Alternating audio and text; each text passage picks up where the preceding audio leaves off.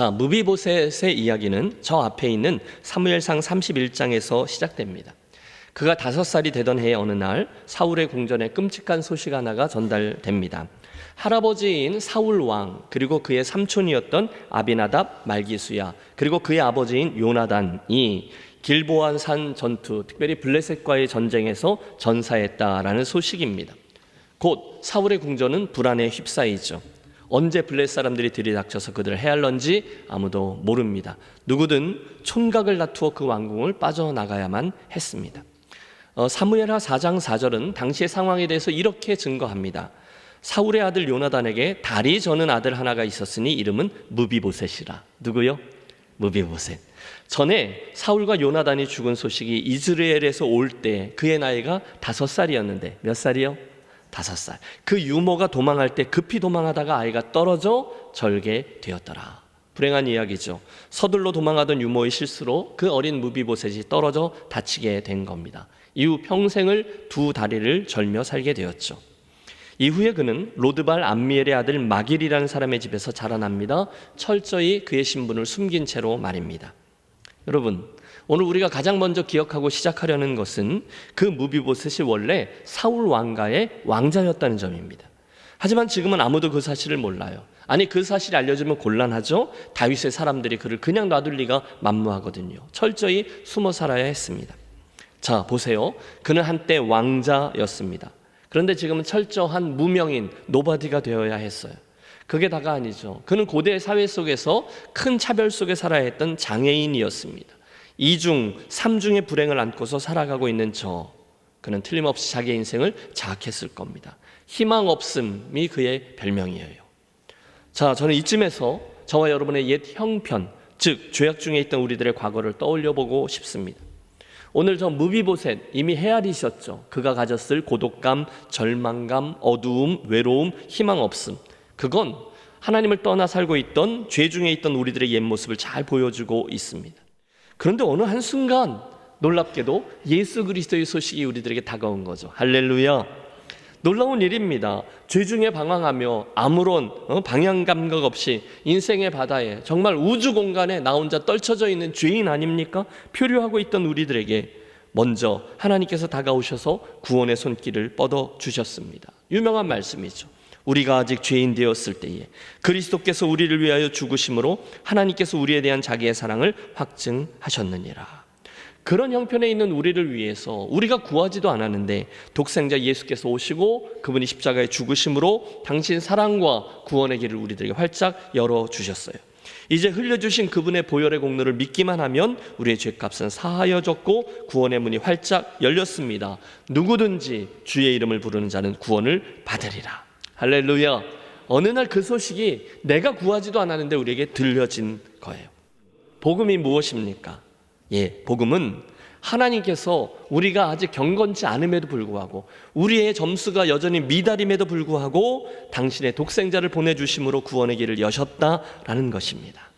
그러므로 주님, 그날 무비보셋에게 주어진 복음의 메시지가 오늘 동일하게 제게 다시 한번 들려지고 역사하여 나로 하여금 이 지긋지긋한 무기력함과 지긋지긋한 죄로부터 해방되는 기적을 허락해 주시옵소서. 요한계시록 라오디게아 교회에게 주신 말씀처럼 주신 말씀 그대로 제 안에 들어오셔서 저와 더불어 먹고 저와 더불어 교제해 주시면 감사합니다. 이렇게 기도하며 이 말씀 앞에 서겠습니다. 즉 오늘 내가 그 무비보셋입니다. 거기가 오늘 이야기의 출발점이에요. 자, 이어지는 말씀을 보시죠. 그런데 그런 어두움 속에 살고 있던 우리 그 무비보셋에게 다행인 것이 하나 있었습니다. 그것은 저가 완전히 잊혀지지를 않았다는 점이죠. 따라해 주세요. 잊혀지지 않았습니다. 잊혀지지 않았습니다. 여러분, 그게 은혜였습니다. 잊혀져 있지 아니한 그가 바로 예수님이 말씀하신 잃어버려진 드라크마였습니다. 잃어버려져 있는 그 양이었어요. 감사하게도 예수님 비에 나오는 그 드라크마와 양은 지금 그 주인이 그를 잊지 않고 있었다는 데 있습니다. 한순간 내가 그걸 잃어버렸지, 그걸 기억하고 다시금 찾기 시작했다는 거예요. 정확히 그 일이 일어난 거죠. 본문 9장 1절입니다. 다윗이 이르되 사울의 집에 아직도 남은 사람이 있느냐? 내가 요나단으로 말미암아 그 사람에게 은총을 베풀리라 하니라. 여러분 깜짝 놀랄 일이 벌어지는 거예요. 그것은 이스라엘을 드디어 다 정비한 다윗이 드디어 자기의 생명과도 같았던 그 친구 요나단, 그와의 약속을 지키려고 그의 후손을 찾기 시작한 겁니다. 그래서 일이 벌어졌어요. 여러분 상상해 보세요. 그 5살 때 불구가 되어서 초야에 묻혀서, 아니 숨어 지내고 있던 그 무비보셋에게 어느 날 낯선 사람들이 찾아온 거죠. 누구일까요? 다윗 당국의 FBI입니다. 당신이 무비보셋이요? 깜짝 놀랐죠. 두려움 가운데 거짓말을 할 수 없고 대답합니다. 예, 그렇습니다만 우리와 같이 예루살렘에 좀 가주셔야 되겠소. 다윗 왕께서 당신을 찾으시오. 예? 뭐라고요? 여러분 그 순간에 무비보셋이 느꼈을 절망감을 헤아려 보세요. 다윗 왕이 나를 찾는다고요? 그렇소. 여러분 당연하죠. 그 순간에 저가 생각할 수 있는 시나리오는 하나뿐입니다. 드디어 올 게 왔구나. 그렇지 않습니까? 다윗 왕이 드디어 이 총구석까지 와서 숨어있는 나를 찾아내고 말았네. 이제 난 끝이야. 난 죽게 될 거야. 서글픈 나의 인생이요. 여러분 너무도 당연한 이야기 아니겠습니까? 새롭게 왕이 된 다윗이 왕국을 정비한 후 그 전 왕조의 불씨를 남겨두겠어요? 그 어떻게 해서든지 그 왕조의 흔적들을 제거해야죠. 그래야 후환을 없앨 수 있죠. 그러니 여러분 지금 가슴을 움켜쥐고 예루살렘으로 향하고 있는 무비보셋의 심정이 어떠했을지 헤아릴 수 있습니다. 틀림없이 그는 자기의 운명을 저주했을 겁니다. 이렇게 될 줄 알았었더라면. 여러분 그렇지 않겠어요? 도망자로, 은둔자로, 불구자로 쥐죽은 듯이 살아왔던 자기의 지난 세월이 너무너무 억울했겠죠. 그러나 어떻게 합니까? 할 수 있는 일은 아무것도 없어요. 그 수레나 또는 말에 실려서 저가 신세를 한탄하며 그 다윗 왕궁으로 나아가고 있습니다. 끌려가는 거죠. 신세 한탄. 어차피 이렇게 될 운명이었어. 내가 왜 요나단의 아들로 태어났어. 이제 곧 피비린내 나는 사형 집행틀을 맞닥뜨리겠지. 너무너무 억울하다. 여러분 무비보셋의 인생은 정말로 비참했습니다. 자기야말로 시대의 희생물이죠. 늘 가난하게, 외롭게, 두렵게, 가슴 두근두근하면서 살아왔어요. 저가 여러분 발이라도 한번 쭉 뻗고 자 봤겠습니까? 따라서 8절, 저가 다윗을 만나서 했던 첫 번째 절규는 처절한 사실입니다. 그가 절하여 이르되 이 종이 무엇이기에 왕께서 죽은 개 같은 나를 돌아보시나이까. 여러분 제가 표현하기 어려울 정도로 자기 자신의 인생이 그렇다라고 절규하는 거예요. 모든 절망감이 그를 엄습하고 잠시 후에 저가 왕 앞에 엎드러져 있는 그 장면을 상상해 보십시오. 이제 정말 마지막 순간에 다가온 겁니다.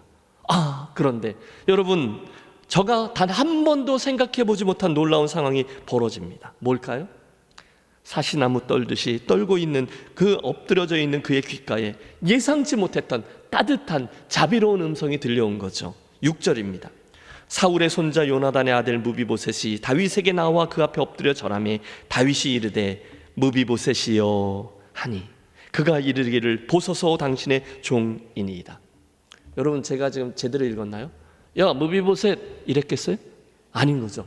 무비보셋이여. 여러분 순식간에 저가 무장해제가 됐을 겁니다. 7절 그 따뜻한 음성이죠. 다윗이 그에게 이르되 무서워하지 말라. 내가 반드시 내 아버지 요나단으로 말미암아 내게 은총을 베풀리라. 예? 뭐라고요? 여러분 지금 이 상황이 이해되셨죠? 다윗의 말뜻은 이거잖아요. 무비보셋 걱정하지 마렴. 이제부터 내가 너에게 은총을 베풀 거야. 우선은 내 조부 할아버지인 사울 왕이 가졌던 모든 밭을 너에게 돌려줄 것이고 앞으로는 아무 걱정 없이 이 왕궁에서 함께 살도록 해줄 거야. 특히 식사 때는 왕자들과 함께 내 자리에 함께 했으면 좋겠어. 여러분 한순간 기적이 일어난 거예요. 그 인생의 마지막 순간을 예상하고 나아갔던 길이었는데 그에게 들려온 다윗의 음성은 뜻밖에도 호의로 가득 차 있는 거죠. 왜요? 다윗의 설명에 답이 들어있잖아요. 무비보셋 내 아버지 요나단과 맺었던 그 언약이 있는데 이제 내가 그 약속을 지키려고 해. 그러니 너 이제 아무런 걱정을 하지 않아도 된단다. 네? 여러분 생각해 보세요. 그동안 무비보셋이라는 이름의 그 이름은 비극의 상징이었습니다. 누구나 다 무비보셋 그러면 한숨을 쉬며 불행을 떠올렸을 거예요. 그러나 한순간 다윗이 무비보셋이요 그 이름을 다정히 불러줬을 때 그 슬픈 이름과 함께 그동안 붙어 다녔던 모든 불명예와 수치가 깨끗이 사라져버린 거죠. 여러분 이게 은혜인 줄로 믿습니다. 내 아비 요나단으로 인하여 내가 내게 은총을 베풀려 한단다. 그날 다윗은 그가 했던 말 그대로 무비보셋의 할아버지 사울의 모든 재산을 그에게 돌려주었고 원래 그 집안의 종이었던 시바라는 사람까지 붙여줘서 그의 집안일을 돌보게끔 해 주었습니다. 여러분, 엄청난 변화 아닙니까? 하루아침에 이제 무비보셋은 더 이상 비극의 주인공이 아니에요. 대신에 그는 은혜의 주인공이 되었어요. 여러분, 무엇 때문에요? 누구 때문에요? 그 아비 요나단으로 인하여.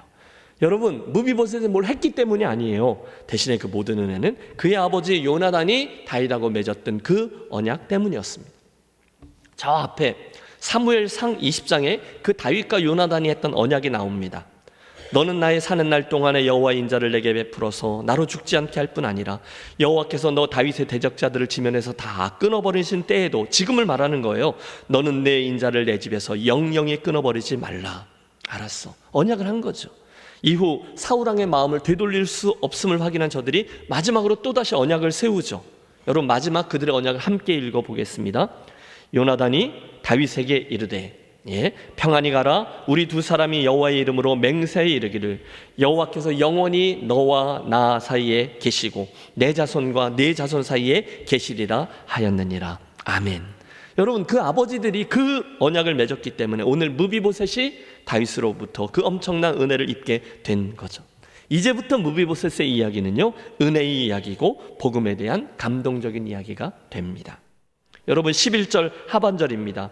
무비보셋은 왕자 중 하나처럼 왕의 상에서 먹으니라. 13절 무비보셋이 항상 왕의 상에서 먹음으로 예루살렘에 사니라. 이제 주인의 상에서 같이 먹습니다. 왕자의 자리를 회복했습니다. 그것이 그날 우리들에게 복음이 가져다 준 횡재입니다. 기적입니다. 은혜예요. 사랑하는 여러분, 어떠세요? 지금까지 우리가 무비보셋 이야기를 들었는데 그 이야기를 쭉 들으면서 야, 그 친구 횡재했네, 진짜로 운이 좋아 라고 생각하십니까? 여러분, 제 의도를 잘못 들으신 거예요. 이건 무비보셋만의 이야기가 아니라 대신에 이야기는 저와 여러분의 이야기인 줄로 믿습니다. 하나님이 로드발에 살고 있던, 그곳에 죄중에 살고 있던 저와 여러분을 먼저 찾아오셔서 당신의 은혜와 사랑을 베풀어 주셨어요. 죄중에 있던 우리를 그분이 잊지 않으셨어요. 그뿐입니까? 그분이 먼저 우리의 이름을 불러주셨고 우리를 회복시켜 주셨습니다. 기억하세요. 하나님의 사랑을 값 없이 받은 자, 그 구원의 은혜를 받아 누리는 자는 무비보셋뿐이 아닙니다. 저 김신일이도 포함됩니다. 여러분 한 분 한 분도 포함됩니다. 결국 그날 다윗과 무비보셋에게 있었던 이 일은 하나님과 우리 사이에 일어났던 그 놀라운 구원의 사건과 은혜, 복음을 선명히 설명해 주고 있어요. 자, 무비보셋의 이야기를 통해서 들은 복음 메시지에 이어서 두 번째로 우리가 주목하려고 하는 것은 교회에 대한 이야기입니다. 그 은혜를 입은 우리가 어떤 교회를, 이렇게 되는 거죠. 따라해 주십시오. 은혜, 복음, 그리고 교회. 자, 시간이 흘렀고 사무엘하 16장에서 19장에는 다윗이 통과하게 되는 아주 큰 어려움 하나가 기록되어져 있습니다. 그간 시행착오들이 여럿 있었어요. 밧세바 사건도 있었고요, 그의 아들인 암논의 반역도 있었고요, 압살롬 그의 반역 이야기들이 쭉 이어집니다. 그러다가 갑자기 또 한 번 이 무비보셋이 출연하게 되죠. 바로 다윗의 아들 압살롬의 반역 이야기에서 말입니다. 자, 사무엘하 16장. 자기가 가장 사랑하던 아들 압살롬의 반역으로 인해서 왕위를 빼앗긴 다윗이 지금 눈물을 머금고 피난길로 떠나고 있어요. 예루살렘에서 이제 나가는 거죠. 왜? 차마 아들하고 전쟁을 벌일 수는 없잖아요. 뭐 누가 센지는 둘째 문제고, 어떻게 아버지가 자기에게 칼을 겨누며 다가오는 아들과 칼과 창을 휘두르면서 피비린내 나는 전쟁을 할 수 있겠어요. 그래서 할 수 없이 예루살렘을 비워주고 떠나는 길입니다. 여러분, 얼마나 슬픈 일이에요. 그런데 갑자기 음식을 잔뜩 실은, 오늘날로 말하면 전투 식량을 잔뜩 실은 나귀를 데리고 그 피난길에 함께 합류한 이가 있었으니 바로 오늘 우리가 쭉 대할 때 나왔던 무비보셋의 종이었던 시바. 그러니까 사울 왕가에서 무비보셋의 그 집안 일을 모두 다 관리해 주다가 다윗의 부탁에 의해서 무비보셋을 섬기게 했던 시바라는 종이었어요.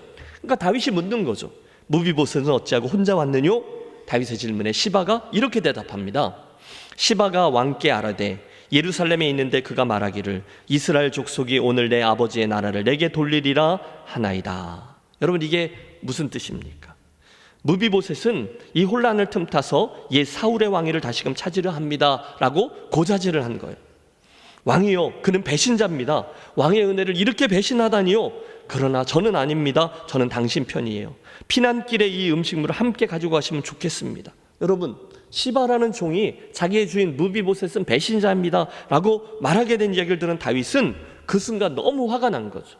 시바, 이제부터는 너의 주인 무비보셋에게 줬던 모든 재산을 다 너에게 주리라, 이렇게 외친 것입니다. 여러분, 이해가 되셨죠? 당연하지 않겠어요? 고얀 놈 무비보셋, 내가 지에게 어떻게 해주었는데 그래 내가 베푼 은혜를 이렇게 되갚아? 여러분, 다윗의 상한 마음을 여러분 이해하셨죠? 여러분 지금 상황을 이해하고 계신 거죠? 예. 너무 화가 난 거예요. 무비보셋, 넌 아직 없으니까 그렇지만 시바, 그 무비보셋 재산은 이제 다 네 거야, 이렇게 말한 거예요. 그렇게 이야기가 진행된 겁니다. 여러 날이 지났어요. 그리고 압살롬의 받은 반란이 다 평정되고 다시금 예루살렘으로 돌아오던 길에 다윗은 또 하나의 다른 버전의 이야기를 듣습니다. 19장의 말씀인데요, 그가 이제 다시금 예루살렘으로 돌아오는데 그 길에 무비보셋이 저기 나타나서 그를 기다리고 있는 거예요. 여러분이 다윗이면 피가 거꾸로 솟지 않겠어요? 좀 솟는다고 말해주세요. 이 배신자, 이 배은망덕한 놈 같은 이라고. 아니 그래, 여기가 어디라고 나타나? 무비보셋, 너는 어째서 나와 함께 가지 아니하였느냐? 여러분, 이게 그 상황이에요. 그때 여러분 기록되어져 있는 무비보셋의 대답을 들어보세요. 26절입니다. 내 주 왕이요, 왕의 종인 나는 다리를 절므로 내 나귀의 안장을 지워 그 위에 타고 왕과 함께 가려 하였더니 내 종이 나를 속이고 종인 나를 내 주 왕께 모함하였나이다. 내 주 왕께서는 하나님의 사자와 같으시니 왕의 처분대로 하옵소서. 여러분, 이게 무비보셋 버전의 설명이에요. 그에 의하면 다윗이 예루살렘을 떠나던 날 무비보셋도 그와 함께 떠나려고 준비를 했는데 갑자기 종 시바가 자기가 준비해 놓은 음식을 실은 나귀를 데리고 어디론가 사라져 버렸다는 거예요. 그러니까 다리를 절어서 움직일 수 없었던 제가 어디를 갈 수 있었겠습니까? 라는 게 그의 설명이었어요. 우리는 성경에 기록되어져 있는 이 무비보셋의 행색을 통해서 그의 말이 거짓이 아니라는 것을 알 수 있습니다. 그는 그 긴 기간 동안에 수염도 깎지 않았고 옷도 갈아입지 않습니다. 그건 유대인들이 비탄에 잠겨 있을 때 행했던 행위였어요. 왕이 되기를 꿈꾸며 반역을 시도했던 자의 모습이 전혀 아니었다는 거예요. 자, 그러면 일이 어떻게 되는 거죠?